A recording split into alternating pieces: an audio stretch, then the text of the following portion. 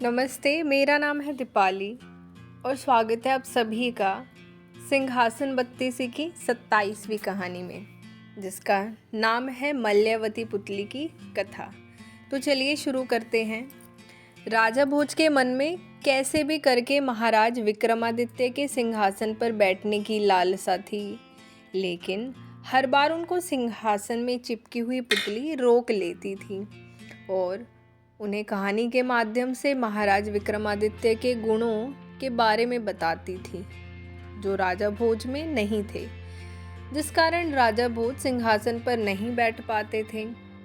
अब ऐसा करते करते 26 पुतलियों के द्वारा राजा भोज को रोका जा चुका था। राजा भोज इस बार मन बना चुके थे कि कुछ भी हो जाए, पर इस बार सिंहासन पर वो बैठकर ही रहेंगे। हर बार के जैसे ही इस बार भी उन्हें पुतली ने रोक लिया।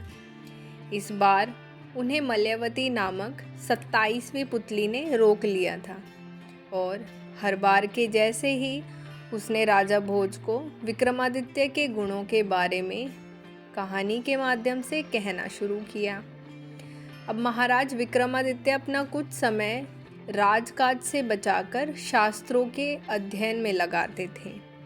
एक दिन वे विष्णु पुराण पढ़ रहे थे, जहां उन्हें दानवीर दैत्यराज बलि के बारे में पढ़ा कि किस प्रकार से उन्होंने वामन वेशधारी विष्णु देव को सब कुछ दान में दे दिया और पाताल लोक चले गए। महाराज विक्रमादित्य के मन में इतने बड़े दानवीर के दर्शन करने की लालसा उत्पन्न हो गई। उन्होंने सोचा कि इस लालसा को केवल विष्णुदेव ही पूरा कर सकते हैं।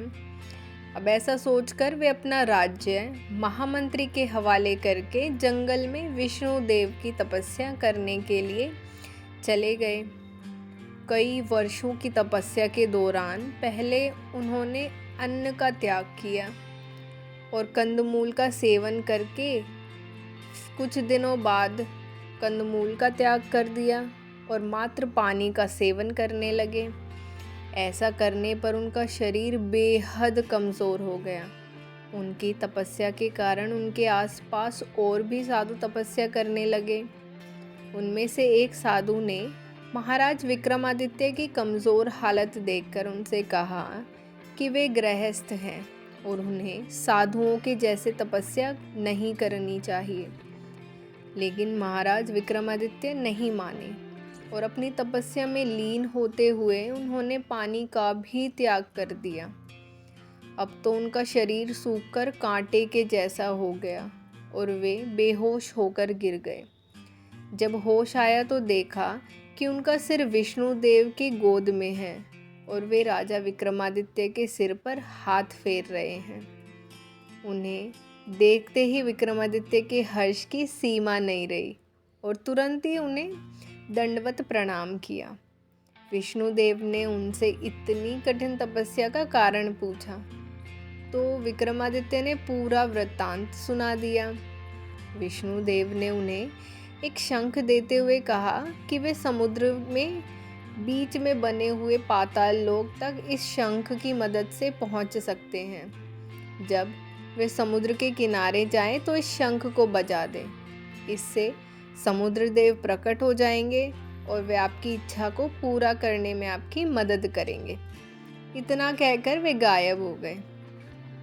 शंख और विष्णुदेव के दर्शन पाकर मन में प्रसन्नता का भाव लेकर महाराज विक्रमादित्य समुद्र की ओर चले और समुद्र के किनारे पर जाकर उन्होंने शंख को फूंका, जिससे समुद्र देव प्रकट हो गए।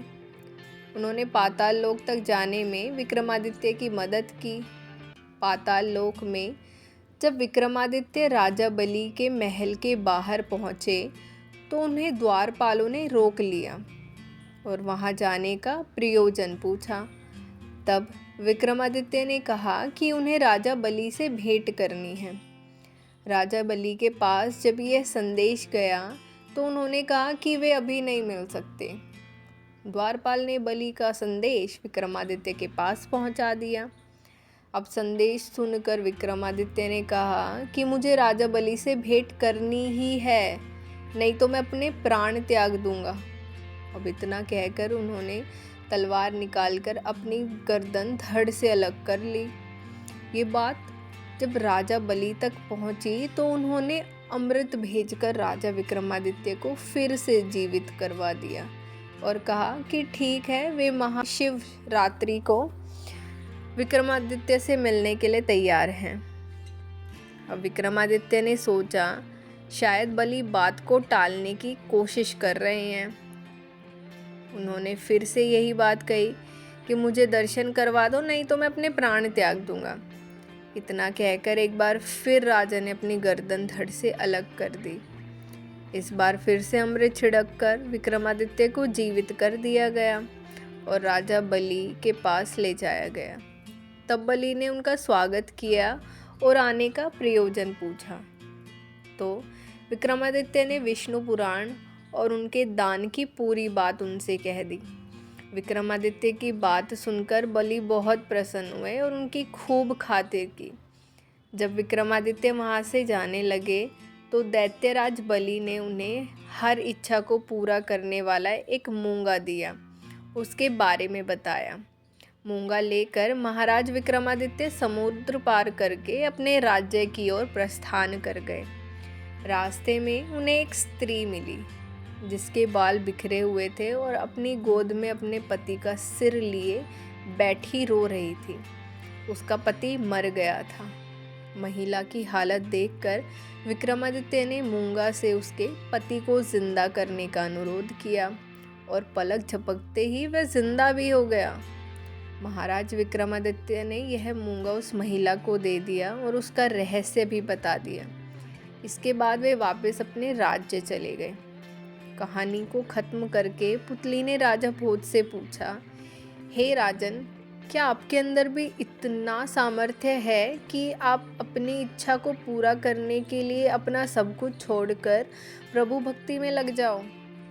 राजा भोज कुछ ना कह सके और 27वीं पुतली भी वहाँ से उड़कर चली गई।